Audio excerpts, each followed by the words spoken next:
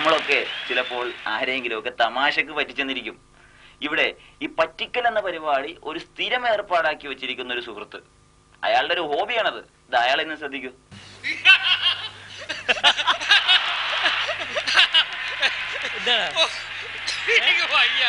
ഞാൻ ഒരാളെ പറ്റിച്ച് പറ്റിച്ചടാ. ഞാനേ തൃശ്ശൂരിന്ന് എറണാകുളത്തേക്കുള്ള ട്രാൻസ്പോർട്ട് ബസ്സിൽ കയറി. എന്നിട്ട് ടിക്കറ്റ് കൊടുത്ത് തൃശ്ശൂർ മുതൽ എറണാകുളം വരെയുള്ള. എന്നിട്ട് ഞാൻ അങ്കമാലി എത്തിയപ്പം കണ്ടക്ടർ കാണാതെ പതുക്കെ കൊണ്ട് ഇറങ്ങിപ്പോന്ന്. ഇപ്പൊ കണ്ടക്ടർ എന്നെ അന്വേഷിച്ച് നടക്കായിരിക്കും. എന്റെ പേരാണോ ഗോപാലൻ? താനാണ് ഗോപാലൻ അല്ലേ? എന്റെ പേരാണ് ഗോപാലൻ. കൊറേ നാളെ അന്വേഷിക്കണേ. എന്താണ് ഭ്രാന്താടിയും കൊണ്ട് ചിരിക്കുന്നത്? ഞാൻ അയാളെ പറ്റിച്ച്. എന്റെ പേര് ഗോപാലൻ എന്നൊന്നുമല്ല, എന്റെ പേര് ജോസഫ് എന്നല്ലേ. പറ്റിച്ച് മണ്ടു ചാടി ഗുണമൊക്കെ.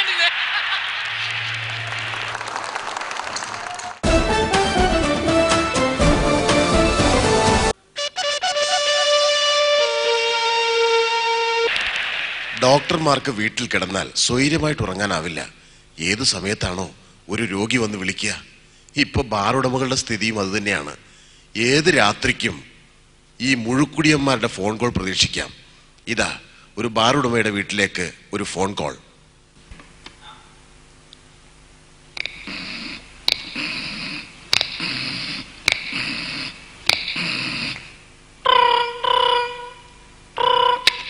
ഹലോ ഹലോ, തോമസ് ചേട്ടന്റെ വീടല്ലേ? അതെ. എന്ത് പണിയാ കാണിച്ചത്? എന്തായി? നമ്മുടെ ചന്തക്കവലയിലെ ബാറ് നമ്മുടെ അല്ലേ? നമ്മുടെ ബാറാ. പണിയുണ്ട് നോക്കണോ? വെച്ച് കളഞ്ഞ.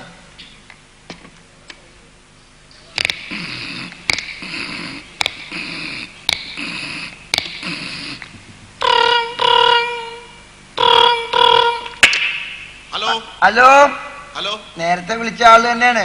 എന്താ വേണ്ടത്? നല്ല പണിയാണ് ഇന്നലെ കാണിച്ചത്. എന്തായി? ബാറ് നേരത്തെ അടച്ചു കളഞ്ഞല്ലേ? നേരത്തെ ഒന്നുമല്ല, സാധാരണ അടയ്ക്കുന്ന സമയത്ത് തന്നെയാണ് ബാർ അടച്ചത്. എന്നാലും സ്ഥിരം കസ്റ്റമറോടൊക്കെ ഇങ്ങനെ കാണിക്കാമോ? ഇത്രയൊക്കെ മര്യാദ കാണിക്കാനേ പറ്റുള്ളൂ. പിന്നെയും വെച്ച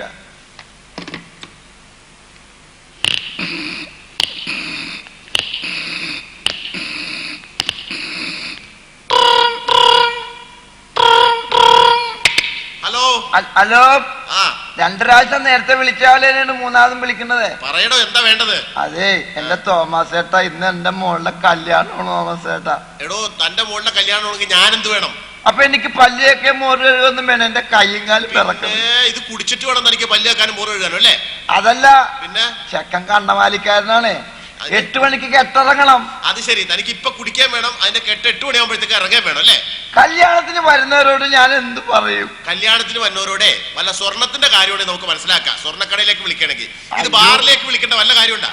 എന്റെ കയ്യും കാലും പിറക്കണു തോമസ് ചേട്ടാ. ആ, ഇന്ന് താ കുടിക്കണ്ട.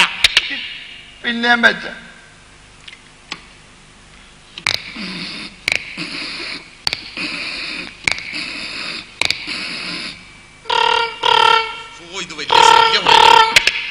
ഹലോ തോമസ് ചേട്ടോ, എന്തായിടോ? ഇന്ന് 1-ാം തീയതി ആയിട്ടെങ്കിലും ഒന്ന് നേരത്തെ തുറക്ക്.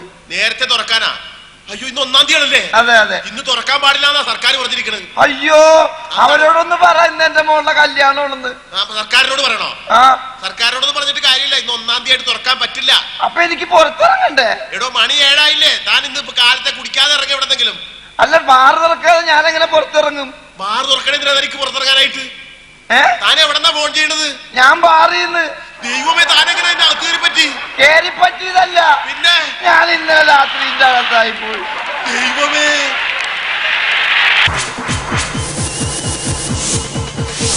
പ്രിയമുള്ളവരെ, നമ്മുടെ പള്ളിയുടെ തിരുനാളാഘോഷത്തോടനുബന്ധിച്ച് ഇവിടെ ഇന്ന് ഒരുപാട് കലാപരിപാടികൾ നടക്കാനുണ്ട്. അതുപോലെ തന്നെ നമ്മുടെ ഗ്രാമത്തിലെ ഒരുപാട് മഹാന്മാരും കവികളും ധീരന്മാരുമായ ജവാന്മാരും ഇവിടെ വരാനുണ്ട്. ഡോ, താൻ എങ്ങോട്ട് മേലോട്ട് നോക്കിക്കണേ?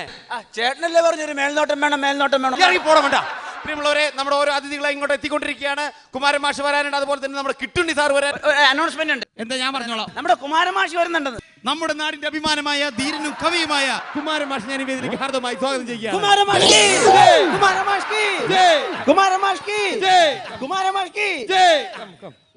നമ്മുടെ ഹിന്ദുവും മുസൽമാനും ക്രിസ്ത്യാനിയും ഒരുമിച്ച് നടത്തുന്ന ഒരു പള്ളിയുടെ ആഘോഷമാണിത്. അതുകൊണ്ട് 3 മതക്കാരെയും തൃപ്തിപ്പെടുത്താനായിട്ട് ഒരു 3 ഭക്തിഗാനം പാടിയിട്ട് നമുക്ക് ഉദ്ഘാടനം ചെയ്യാം. എടാ എനിക്ക് പാട്ടറിയില്ല, അതുപോലെ എനിക്ക് സമയവും ഇല്ല. എന്റെ ഭാഷ പാട്. ഒരു കാര്യം ചെയ്യും, നീ പറഞ്ഞതുകൊണ്ട് ഒറ്റ പാട്ട് കൊണ്ട് ഈ 3 മതക്കാരെ ഞാൻ പാടും. അങ്ങനെ ഒറ്റ പാട്ടുകൊണ്ട് അങ്ങനെ 3 മതക്കാരെ തൃപ്തിപ്പെടുത്താനുള്ള ഒരു പാട്ട് ഇറങ്ങിയിട്ടില്ല. ഞാൻ ഇറക്കി. പറഞ്ഞു മനസ്സിലായോ? എന്റെ സൗര്യല്ല മുരുക ഭഗവാൻ ഭഗവത്ഗീതയിൽ പാടി ലാ ഇലാഹ ഇല്ലല്ലാഹ് യേശുനാഥ കാക്കണേ. എന്തായാലും പരിപാടികൾ ആരംഭിക്കുകയാണ്. ഇനിയും ഒരുപാട് അനൗൺസ്മെന്റ് ഞാൻ പറഞ്ഞോളാം. എന്നാ പറ. പ്രിയമുള്ള സുഹൃത്തുക്കളെ, നമ്മുടെ ഈ പള്ളിയുടെ തെക്ക് ഭാഗത്തുള്ള കപ്പത്തോട്ടത്തിൽ ആരോ കള്ളച്ചാരായം മാറ്റുന്നുണ്ട്. ദേവി ഏത് ഭക്തജനങ്ങൾ ആരും അതിലേ പോകാൻ പാടുള്ളതല്ല.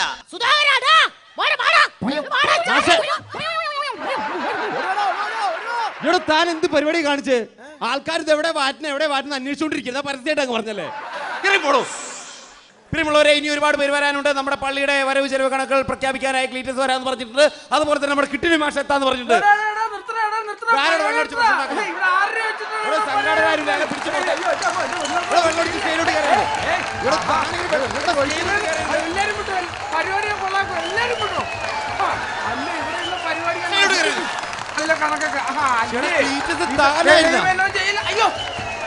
നിങ്ങളുടെ കാര്യം നോക്കി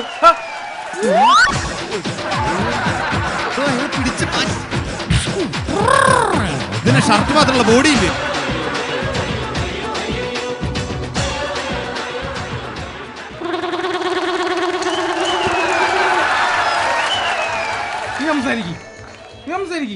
ഇവിടെ ക്ലീറ്റസ് താനി പള്ളിയുടെ ഖജാൻജിയായിട്ട് നിന്റെ കാര്യം പറഞ്ഞാൽ ക്ലീറ്റസിന്റെ കാര്യം ക്ലീറ്റസിന് അറിയാം. ഇവിടെ താനിത് നോക്കി മാച്ച് ഹാൻസും പാൻപരാഗും പരസ്യമായിട്ട് ഉപയോഗിക്കില്ല. ആൾക്കാർ കുട്ടികളൊക്കെ ഇരിക്കുന്ന എന്നോട് എടോ ക്ലീറ്റസ്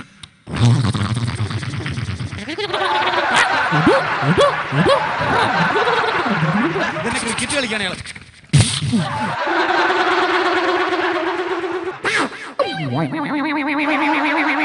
ക്ലീറ്റസ് താൻ എന്തി നമ്മുടെ പരിപാടി താൻ ഖജാൻജിയായ കമ്മിറ്റിയുള്ള പരിപാടി ഇങ്ങനെ അലമ്പാക്കാൻ പാടണോ? ഇപ്പോഴാണ് എനിക്കൊരു ഇൻട്രസ്റ്റ് ആയത്. എന്ത്? ഒരു കാര്യം പറഞ്ഞേക്കാം, കഴിഞ്ഞ വർഷത്തെ പള്ളിയുടെ കണക്ക് ഇവിടെ അവതരിപ്പിക്കാതെ ക്ലീറ്റസിന് വിടുന്ന പ്രശ്നം. കഴിഞ്ഞ വർഷത്തെ പള്ളിയുടെ കണക്കൊക്കെ അവതരിപ്പിക്കാൻ വേണ്ടി ഞാൻ പുറകിലുണ്ട്.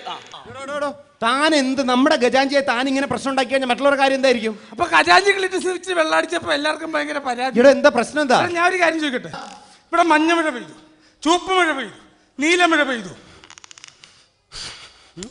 എന്തുകൊണ്ട് ഇവിടെ ഒരു ബ്രാൻഡ് മഴ പെയ്തില്ല?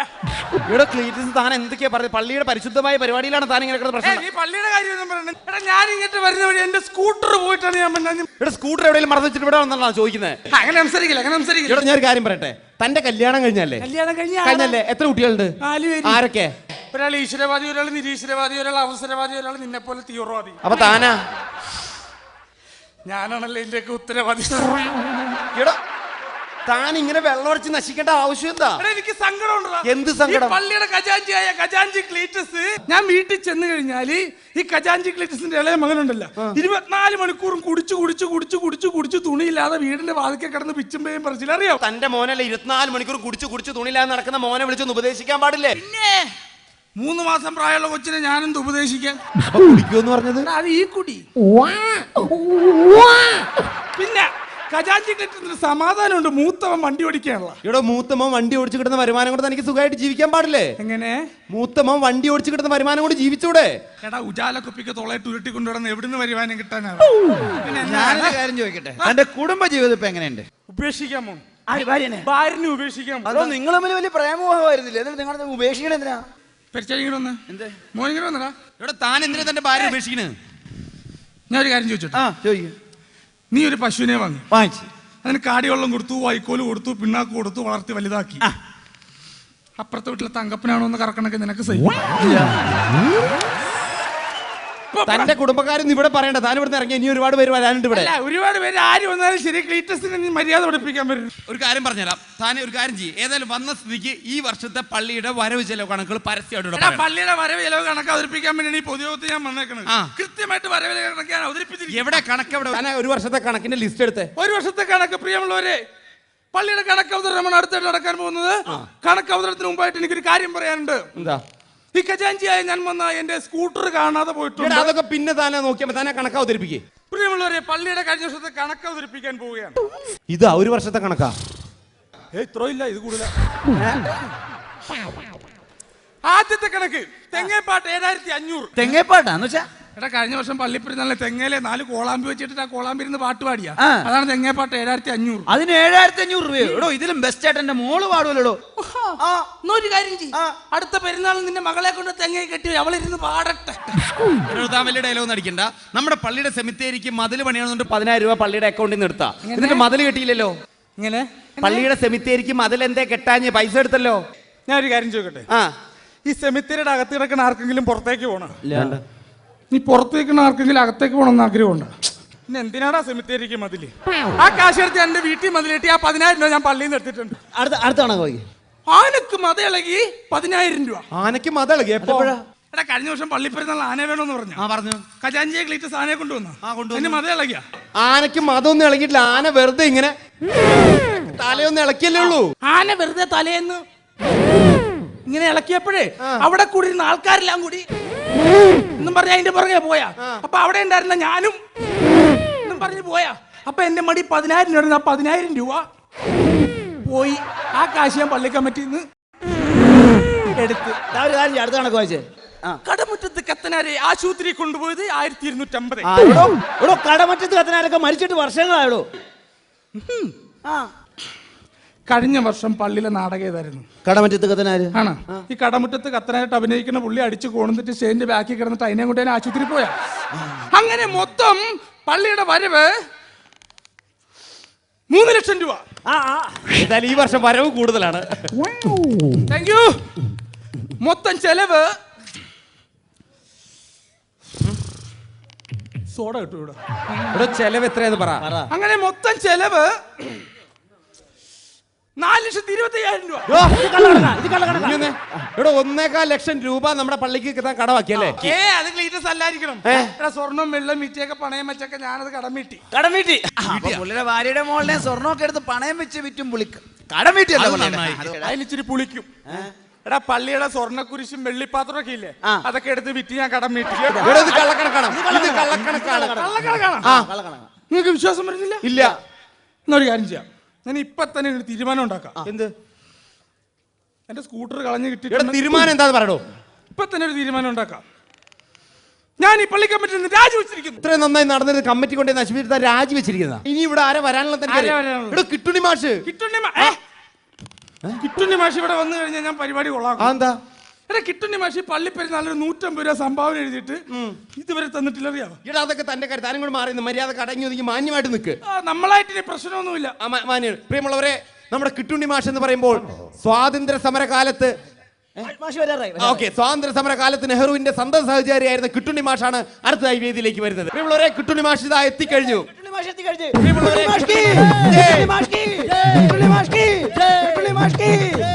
സുഹൃത്തുക്കളെ, കിട്ടുണ്ണി മാഷ് വേദിയിൽ എത്തിക്കഴിഞ്ഞിരിക്കുകയാണ്.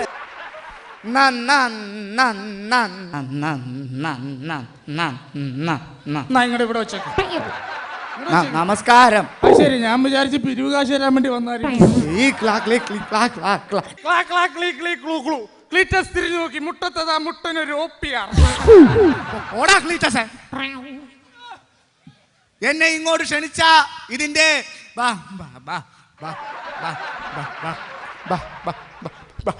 ബാബ എന്ന് പറയാതെ ഉള്ള കോഴിയെല്ലാം കൂടി സ്റ്റേജിലേക്ക് കയറി വരും. ബഹുമാനപ്പെട്ട പ്രിയമുള്ളവരെ, ഇവിടെ ഇരിക്കുന്ന കുട്ടികളെ കാണുമ്പോൾ എനിക്ക് ഓർമ്മ വരുന്നത് മഹാനായ നെഹ്റുവിനെയാണ്. നെഹ്റുജിയുടെ കൂടെ നിരവധി യാത്രകൾ നടത്തിയിട്ടുള്ള ഒരു വ്യക്തിയാണ് ഞാൻ. അക്കാലത്തൊക്കെ നെഹ്റുജിക്ക് ഏറ്റവും ഇഷ്ടം ഈ കുട്ടികളും ഞാൻ പറഞ്ഞോളാന്ന് പെട്ടെന്ന് പറഞ്ഞ അവര് തെറ്റിദ്ധരിക്കും. ദക്ഷിണാഫ്രിക്കയിൽ അദ്ദേഹത്തോടൊപ്പം യാത്ര പോയപ്പോൾ ജോഹന്നാസ്ബർഗിൽ വെച്ച് നെഹ്റുവിന് ഏറ്റവും ഇഷ്ടപ്പെട്ടത് ഈ ഞാൻ പറഞ്ഞോളാം പെട്ടെന്ന് പറയുന്നത് അവര് തെറ്റിദ്ധരിക്കും ആയിരുന്നു. എന്നെ ഇതിലേക്ക് ക്ഷണിച്ച ഈ നിൽക്കുന്ന പറയല്ലേ മൈക്കിളിനും മൈക്കിനോളിലെന്ന് കൂട്ടിട്ടോടി പണ്ടാരത്തിന് എല്ലാവർക്കും എന്റെ നന്ദി നമസ്കാരം. അതേതായാലും നന്നായി. നീ പോടാ പറയരുത് കുടിയാ. ഞാൻ ഒരു കാര്യം ചോദിച്ചോ, എന്താ എന്റെ സ്കൂട്ടർ എവിടെ നിങ്ങൾ സംഘടിപ്പിച്ചത്? ഇവിടെ താൻ വെള്ളം അടിച്ച് എവിടെയെങ്കിലും സ്കൂട്ടർ മറിച്ച് ഇവിടെയാണ് ചോദിക്കുന്നത്. ഒരു കാര്യം ഞാൻ പറഞ്ഞു, ഒരു മനുഷ്യനെ നശിപ്പിക്കുന്നത് മദ്യവും മദിരാക്ഷിയുമാണ് ഒരു മനുഷ്യനെ ഈ നശിപ്പിക്കുന്നത്. മദ്യത്തിന്റെ കേസ് പറയല്ലേ, മദ്യം 24 മണിക്കൂറും കഴിക്കുന്ന ഒരാളാണ് ഞാൻ. പിന്നെ നീ എന്താ പറഞ്ഞ മദ്രാശി മദ്രാസ് എന്ത് മദിരാക്ഷി പെണ്ണ് പെണ്ണ് മദ്രാശി പെണ്ണ് പെണ്ണെന്ന് പറഞ്ഞപ്പോ താനെന്തിനാ അയാളെ ഉമ്മ വെക്കാൻ പോണത്? എടാ ഞാൻ ഇപ്പോഴാണ് ഒരു കാര്യം ഓർത്തത്. എന്റെ സ്കൂട്ടർ കുണ്ടറ ഓമനയുടെ വീട്ടിൽ ഇരിപ്പുണ്ട്.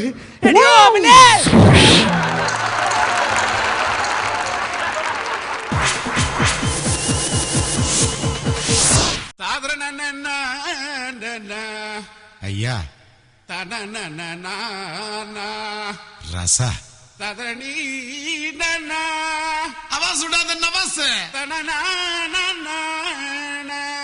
ത്വരടെ നോദ്രാ వంటంపా